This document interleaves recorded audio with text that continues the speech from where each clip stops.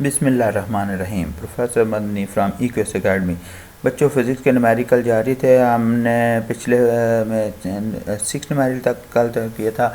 आज हम numerical number 7 करेंगे। फिज़िक्स के न्यूमेरिकल थे, हमने 6 तक कर चुके थे। अब हम 7 न्यूमेरिकल की तरफ चलते हैं। 7 न्यूमेरिकल है हमारे पास बच्चों।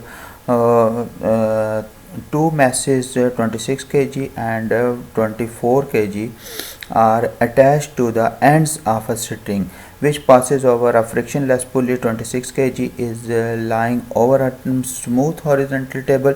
एक टेबल के ऊपर वाली जो सतह है वहाँ पर एक 26 kg मैस का जो है ना एक पड़ा हुआ है, एक बॉडी आपके पास पड़ी है, उसको अटैच कर दिया गया है और उसके दूसरी साइड एक उसके साथ स्ट्रिंग को कनेक्ट करें, उसको दूसरी तरफ से आप टेबल के डाउनवर्ड कर दें और वहाँ पे आप 24 kg का एक और मैस लटका दें। तो इस तरह से ये जो 24 का होगा ये वर्टिकली होगा, 26 का जो होगा ये हॉरिजेंटली होगा। Find the tension in the string and the acceleration in the body. दो चीज़ें आप लोगों ने फाइंड आउट करनी है, tension in the string and acceleration of the body. अब हमारे पास ये देखें, given data mass of the block moving vertically m1 is equal to 24 kg और हॉरिजेंटली जो मूव कर था वो m2 है 26 kg।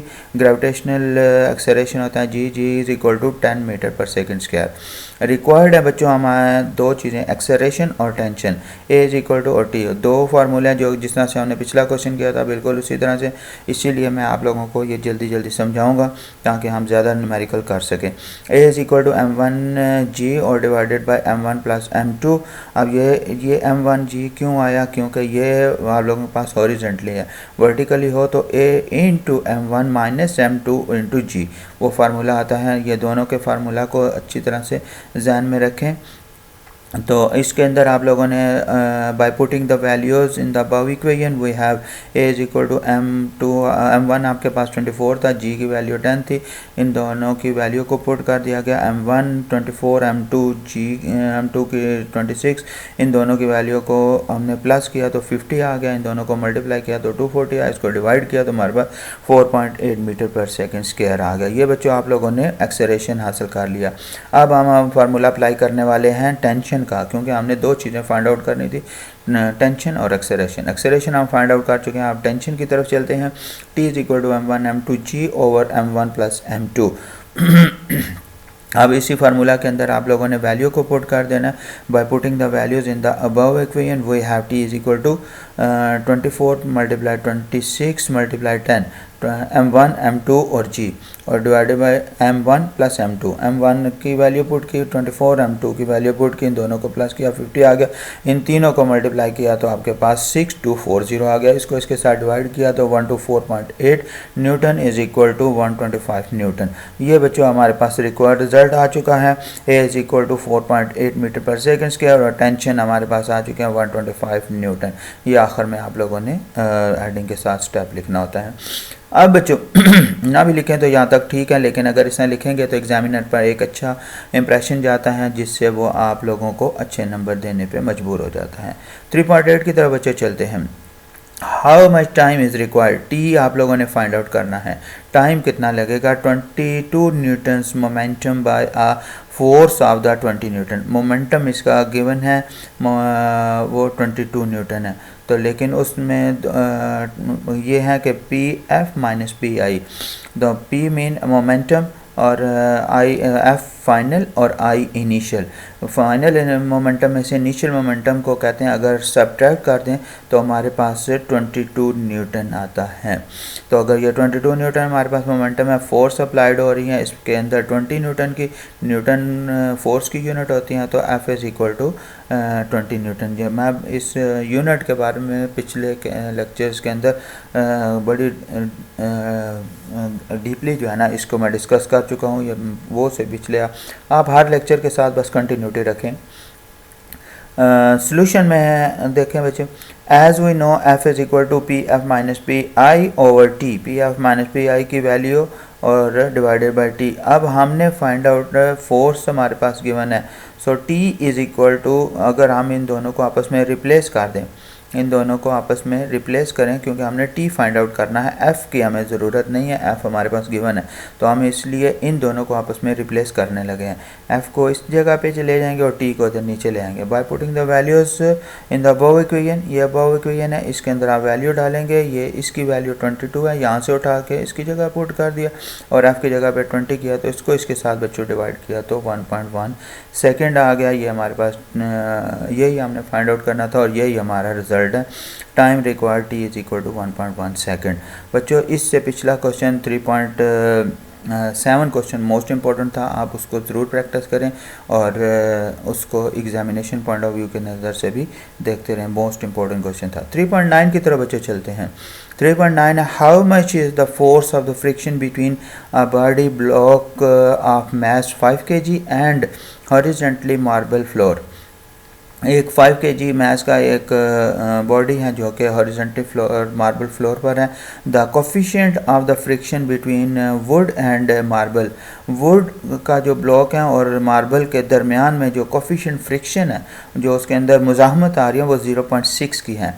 अब बच्चों देखो हमारे पास ये गिवन डाटा में दो चीज़ें हैं। सबसे पहला हमारा, अच्छा एक दफ़ा मैं फिर आप लोगों को बता दूँ, सबसे पहले गिवन डाटा, रिक्वायर्ड सॉल्यूशन और रिज़ल्ट। इसके अलावा एक और आप यहाँ पे हेडिंग बना सकते हैं जिसमें लिख सकते हैं फार्मूला, कि इसके अंदर हम कौन सा फार्मूला अप्लाई करते हैं, तो वहाँ पे आप लोग फार्मूला भी एक हेडिंग और बना के उसमें फार्मूला भी लिख सकते हैं। अब रिक्वायर्ड है बच्चों हमें F S friction of force of friction find out करनी है। फोर्स ऑफ फ्रिक्शन के लिए F S is equal to question mark. अब हम बच्चों इसके सोल्यूशन की तरफ चलते हैं। As we know that Fs is equal to mu s mg. By putting the values we have Fs is equal to mu के बारे में म्यू कहते हैं कोफिशिएंट ऑफ फ्रिक्शन को, तो म्यू की वैल्यू आप लोगों ने पुट कर दिया 0.6 और एम की वैल्यू आपके पास है 5 kg, 5 पुट किया और जी की value 10 metre per second square होती हैं, वो पुट कर दी। इन सारों को आप कैलकुलेटर की मदद से मल्टीप्लाई करेंगे तो आपके पास F S is equal to 30 newton आ जाएगा। तो ये रिजल्ट आप लोगों के पास बच्चे आ चुका है, force of friction F S is equal to 30 newton. यही हमें रिक्वायर था और हमने ये फाइंड आउट कर लिया। ये छोटे छोटे क्वेश्चन है, ये शॉर्ट क्वेश्चन के अंदर आ जाते हैं, लॉन्ग क्वेश्चन में तो जो होता है वो ना ही आए, लेकिन शॉर्ट क्वेश्चन में आते हैं। बच्चों अभी तक जिन्होंने ये चैनल सब्सक्राइब नहीं किया तो ये पहले सब्सक्राइब के बटन को प्रेस करें, फिर बेल आइकन को प्रेस करें, फिर ऑल को प्रेस कर देंगे तो इस तरह से ये मेरा चैनल सब्सक्राइब हो जाएगा और आपको नए हर आने वाला वीडियो आप तक पहुंच रहेगी। बच्चों आखिरी क्वेश्चन की तरफ चलते हैं जो कि मोस्ट इंपॉर्टेंट क्वेश्चन है। इसको आप लोगों ने ज़रूर प्रिपेयर करना है और इसको 2-3 दफ़ा तैयार करें ताकि आपको अच्छी तरह से तैयार हो जाए। How much centimetre force is needed to make a body of 0.5 kg। Mass इसका 0.5 kg है। kg मैथ्स की यूनिट होती है, जहाँ पे g या kg आ जाए तो आप फ़ौरन उसके लिए m लिख दिया करें। तो ये mass of the body m is equal to 0.5 kg। Moves in the circle of the radius, radius इसका दिया हुआ है, सर्कल दायरे में घूम रहे हैं।